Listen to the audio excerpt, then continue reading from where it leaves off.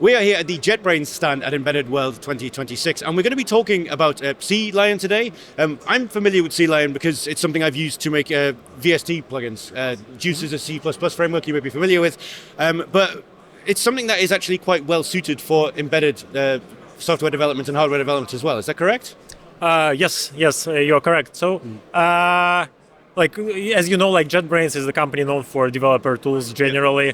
We cover the whole SDLC software development lifecycle, from the U-Track as a project management tool to IDEs, which are our main focus, and to CI/CD server like TeamCity. But yeah, of course, we are at the embedded world, right? And here the focus is the embedded, and our main solution for this is CLion. Yes, so as you mentioned, it supports C, C++.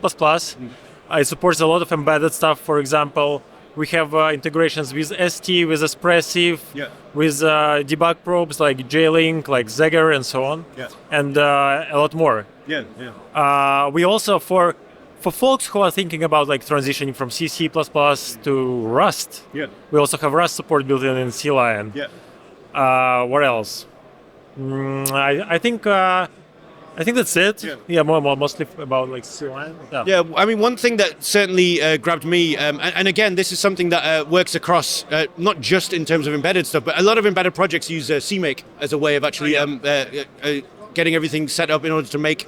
CMake is essentially the center of a lot of embedded hardware, firmware creation toolchains, and again, used in C++ frameworks that I use as well. And the fact that that is all built into CLion is somewhat incredible, because it is the case that, certainly in my experience, I didn't have to do any config particularly. CLion just knows how to parse CMake and run all of that stuff for you, so you can run all of your make tools inside the IDE.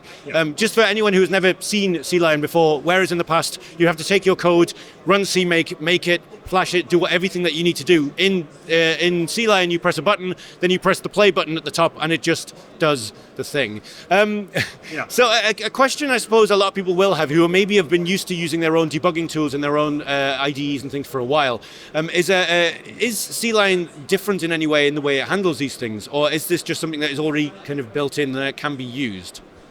So that's an interesting question, because what we see, the main pain point of the embedded developers is the fragmentation, right?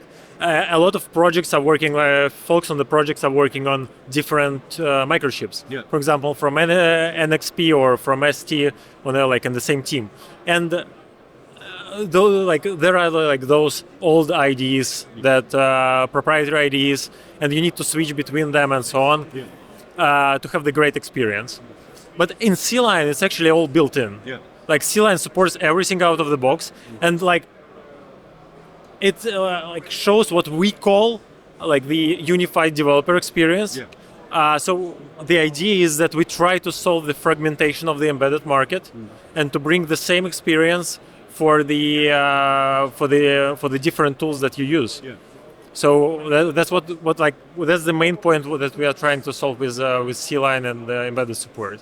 Absolutely, and I mean, one of the other things that we mentioned briefly before the interview as well, is that having everything integrated into one space is a very good thing, but it only works as well as the integration, if that makes sense. And even before we did this, I was looking through, and a lot of the things that people use, whether they're the more professional tools worked across the industry, a lot of people who have moved on from the hobby end of the spectrum have moved into, say, PlatformIO, which I happen to know is already supported in CLion out of the box. How about people who are using more modern tools in order to learn? A lot of people these days, if they're learning the coding side of hardware, they're using things like generative AIs, and it's something that is obviously available to people. Is this something that also exists within JetBrains IDEs as well? Yes, sir. And we are very conveniently standing near the AI chat stuff, So at JetBrains, we see the transformation, right? We see the demand of people getting more and more productive, right? We see there are a lot of companies putting out their AI agent solutions out there, and we have our own we call it Junie by JetBrains. But what we really want, as we did with the embedded, we want the same experience, whatever agent you use. So your company may be paying for Cloud Code to Anthropic. Yeah. Your company might be paying for JetBrains. Yeah. Your company might be paying for OpenAI tokens. Yeah. You can still use them inside our same UX for all the agents. Yeah. So that's what we believe that our goal is to provide an open ecosystem for all agents to exist, some kind of multiverse of agents, as you can say. And another thing, we know that a lot of companies are very care a lot about privacy. Yeah. And they're building their own local AI models. They are spawning them on their servers, and they want to connect them as well. Yeah. And we have this thing with which we are co-developing with Z Industries. It's called Agent Client Protocol. Yeah. So basically, it's the protocol that you can plug any agent to, and it's it runs in your IDE as well in this nice UI that you're used to. Yeah, perfect. Yeah, that's ideal. And the main thing, I think, the main takeaway I have from that at least is that you said it before when it came to different IDEs, but even now with modern tools, when it comes to things like AI, people are still in this situation where they feel like there's some level of fragmentation, and if they want to use more than one thing, they may have to go to different places.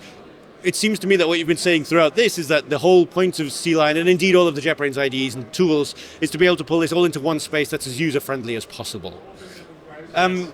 There is one final thing I wanted to ask before we stop. With a tool like this, it's something that I imagine if you're using it as part of your industry, I'm sure there is a pricing curve attached to it. But for someone who's watching this today who might want to try out CLion for the very first time, is this something that you can just get and use? Is there a cost available with the software, or is it something that you can use on a non-commercial license? How does it work in that regard? Yeah, sure. We see that there are a lot of hobby developers in the embedded space, right? Yeah. A lot of people want to try CLion for their pet projects. Yeah. So for this, we introduced the non-commercial licensing a year ago. So if you are working on pet projects and hobby projects, you can use CLion for free. Yeah. If you are working on a commercial stuff, you can use the trial. Yeah. We have 30-day trials available. So there are plenty of ways to start with CLion.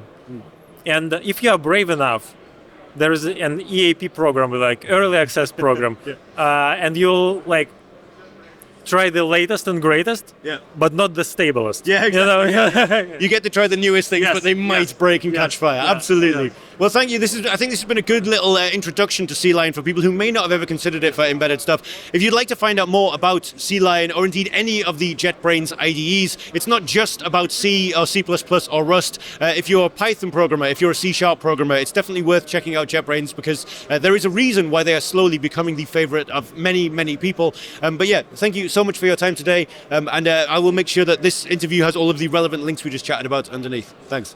Thanks so much, man. Thank you.